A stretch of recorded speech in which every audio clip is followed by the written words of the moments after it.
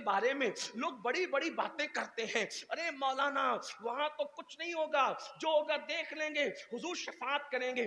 بالکل میرا عقیدہ حضور شفاعت کریں گے، میرا عقیدہ یہ بھی ہے شفاعتی لأہل الکبائر من امتی، میرا عقیدہ تو یہاں تک ہے، کیا ہی ذوق افزا شفاعت ہے تمہاری، واہ واہ قرض لیتی ہے گناہ پرہیزگاری، واہ واہ۔ لیکن آپ کی توجہ چاہتا ہوں، ایک مرتبہ امیر المومنین سیدنا فاروق اعظم نے، میرے وہ جوان جو گناہوں کے دلدل میں ڈوب کر جنت کا خواب دیکھ رہے ہیں، ان کی خصوصی توجہ چاہتا ہوں، اور اپنی بہنوں کی بھی، وہ بہنیں جن کو غیبت کرنے کا وقت تو ہے لیکن نماز پڑھنے کا وقت نہیں، وہ بہنیں جن کو سیریل اور فلمیں دیکھنے کا وقت تو ہے لیکن تلاوت قرآن کا وقت نہیں، وہ بہنیں جو بچوں کا بہانہ کر کے عبادتوں سے دور بھاگتی ہے اور کہتی مولانا بچے پالنے پڑتے ہیں، کھانا بنانا پڑتا ہے، میں کہتا ہوں میری نادان بہن اچھی طرح سن لے، تو ہی بچوں کی ماں نہیں ہے تو اللہ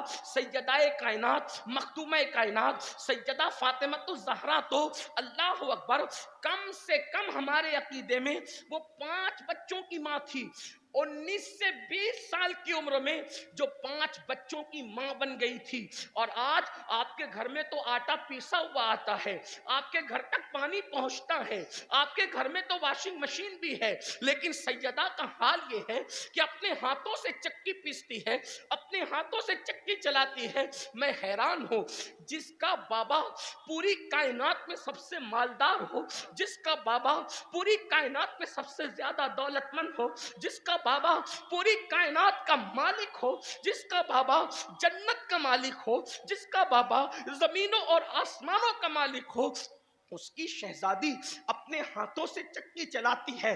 اور مولائے کائنات فرماتے ہیں چکی چلاتے چلاتے فاطمہ الزہرا کے ہاتھوں میں گٹے پڑ گئے تھے، اللہ اکبر۔ حالت یہ تھی پانی کا مشکیزہ خود اپنے کندھوں پہ اٹھاتی، اپنی پیٹھ پہ اٹھاتی اور پیٹھ پہ لادتی۔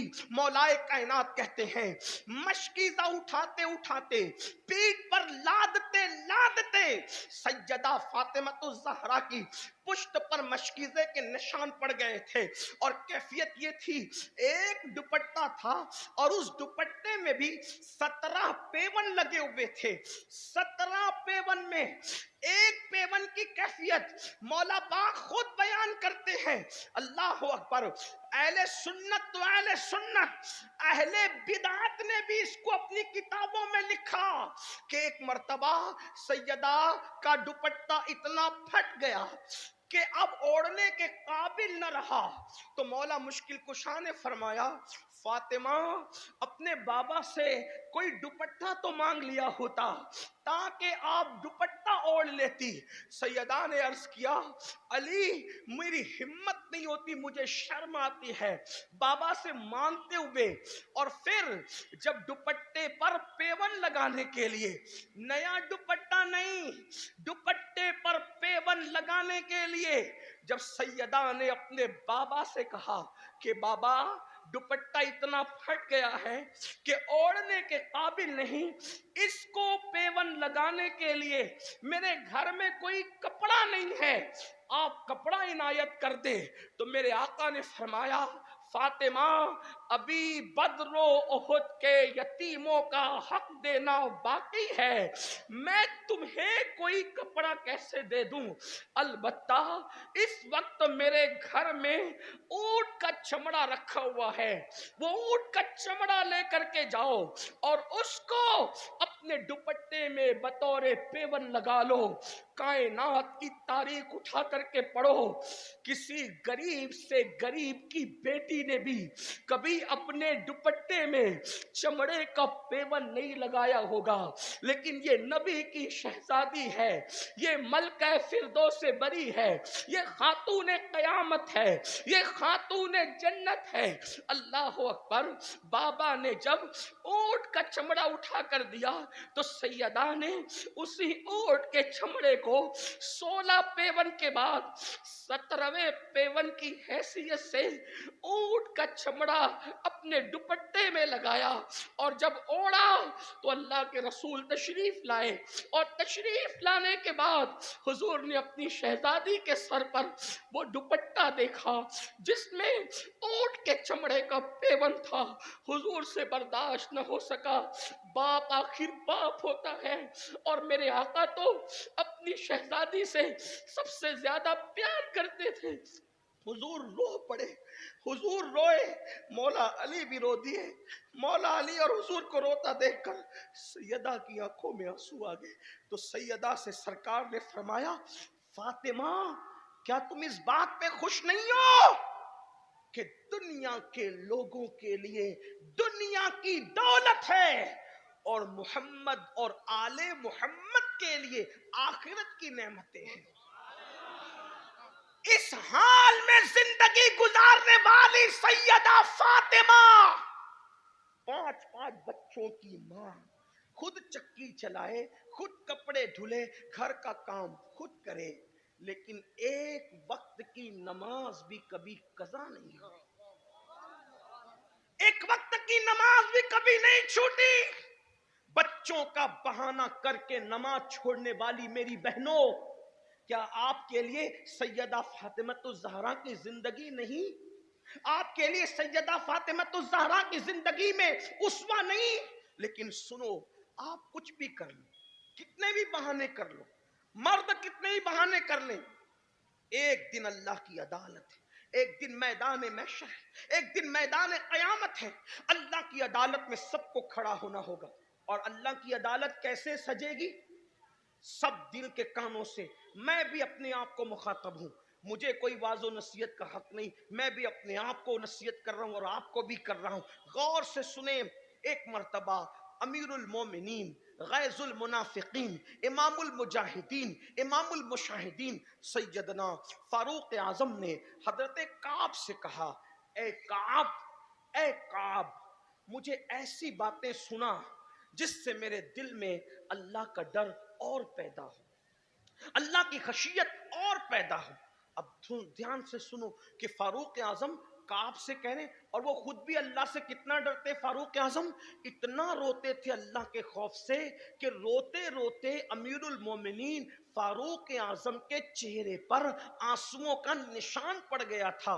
وہ فاروق اعظم حضرت کعب سے کہتے ہیں، اے کعب، مجھے ایسی باتیں سناؤ جس سے میرے دل میں اللہ کا مزید ڈر اور خوف پیدا ہو۔ تو اب کعب احبار اب کیا سنا رہے ذرا سنیے۔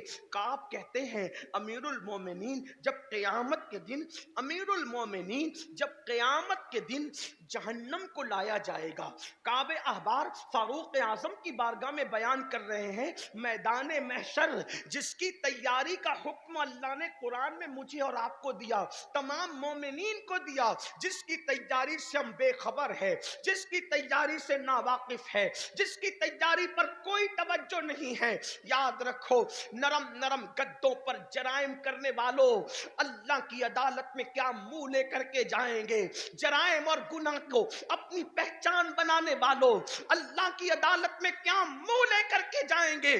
کعب احبار کہتے ہیں، امیر المومنین اللہ رب العزت جب قیامت کے دن فرشتوں کو حکم دے گا کہ جاؤ اور جہنم کو لے کر کے آؤ، تو فاروق اعظم کی بارگاہ میں کعب کہتے ہیں، امیر المومنین جب فرشتے جہنم کو لائیں گے تو جہنم کے منہ میں 70,000 لگامیں ہوگی، اور 70,000 لگام میں سے ہر ایک لگام کو 70,000 فرشتے پکڑے ہوں گے، اور جب کھینچ کر کے فرشتے جہنم کو لائیں گے تو پہلی مرتبہ جب جہنم سانس لے گا تو وہ شرارے بلند ہوں گے آگ کے کہ لوگوں کے دل دہل جائیں گے۔ جب دوسری مرتبہ جہنم سانس لے گا تو شرارے جہنم کے ایسے بلند ہوں گے کہ لوگوں کے دل سینے سے نکل کر لوگوں کے حلق میں اٹک جائیں گے۔ اللہ اللہ اکبر.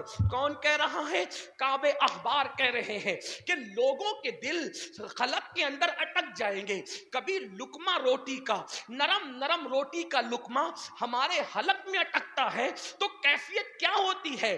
جس وقت سینے سے دل نکل کر وہ قیامت آنے والی ہے، وہ قیامت آنے والی ہے. اس قیامت میں کتنی قیامتیں ہیں.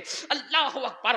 اپنی راتوں کے اندر عیاشی اور آوارگی کے شیش محل تعمیر کرنے والوں، کلمہ طیبہ پڑھ کر کے کلمے کے تقاضوں کو بھولنے والوں، کوئی زنا کے اڈوں کو آباد کر رہا ہے، کوئی شراب کے اڈوں کو آباد کر رہا ہے، کوئی جوؤں کے اڈوں کو آباد کر رہا ہے، کوئی گانوں کی غزلوں کی محفل میں جا رہا ہے.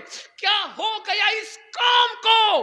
یہ قوم دوسروں کو سدھارنے کے لیے آئی تھی، یہ قوم دوسروں کو جینے کا سلیقہ دینے کے لیے آئی تھی.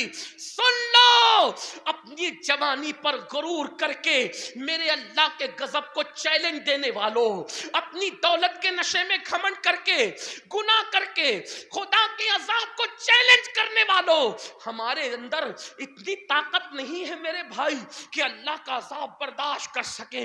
نہیں کر سکتا کوئی اللہ کا عذاب برداشت. کسی میں طاقت نہیں ہے، کسی میں قوت نہیں ہے. اللہ کے عذاب کا اندازہ کر لو. میرے آقا تو یہاں تک فرماتے ہیں کہ جہنم کے اندر اگر پہاڑ ڈال دیے جائیں تو پہاڑ بھی پگھل پگھل جائیں.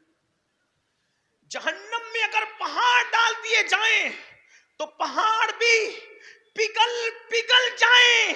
جس جہنم میں پہاڑ پگھلیں گے اس جہنم میں ہماری ہڈیوں کا کیا بنے گا؟ جس جہنم میں پہاڑ پگھلیں گے اس جہنم میں ہمارے اس گوشت کے لوتھڑے کا کیا بنے گا؟ کیا ہمارا جسم پہاڑ سے زیادہ مضبوط ہے؟ کیا ہمارے جسم میں پہاڑ سے زیادہ طاقت ہے؟ کیا ہمارے جسم میں پہاڑ سے زیادہ قوت ہے؟ میرے بھائی، اپنے یہ خوبصورت چہرے کیوں جہنم کا ایندھن بنا رہے ہو؟ اپنے ان خوبصورت چہروں کو کیوں جہنم میں داخل کر رہے ہو؟ اپنے ان خوبصورت چہروں کو کیوں جہنم کا مستحق بنا رہے ہو؟ اللہ اکبر. حضرت کعب کہتے ہیں کہ جب جہنم دوسری مرتبہ سانس لے گا اور اس کی سانس سے جب جہنم کے شرارے اٹھیں گے تو لوگوں کے دل ان کے حلق میں اٹک جائیں گے. اللہ اکبر. اور پھر کعب احبار کہتے ہیں امیر المومنین جب تیسری مرتبہ جہنم سانس لے گا تو اس کے شرارے جب اٹھیں گے اور اس کے شرارے اوپر کی طرف اٹھیں گے تو کعب کہتے ہیں امیر المومنین اس وقت عوام تو عوام، انبیاء کی شان یہ ہوگی. کعب احبار کہتے ہیں نبیوں کی شان یہ ہوگی کہ ابراہیم خلیل اللہ جیسا نبی، ابراہیم خلیل جیسا نبی اپنے گھٹنوں کو زمین پہ رکھ کر اللہ سے عرض کریں گے مولا آج میں کسی کے لیے کچھ نہیں مانگتا، آج تو صرف میں اپنی جان کے لیے امان طلب کرتا ہوں. یہ خلیل اللہ کی شان ہوگی. اس کو ابن حجر لکھ رہے اپنی کتاب میں. یہ ابراہیم خلیل کی شان ہوگی کہ ابراہیم خلیل اللہ اپنے گھٹنوں کو زمین پہ رکھ کے اللہ سے عرض کریں گے مولا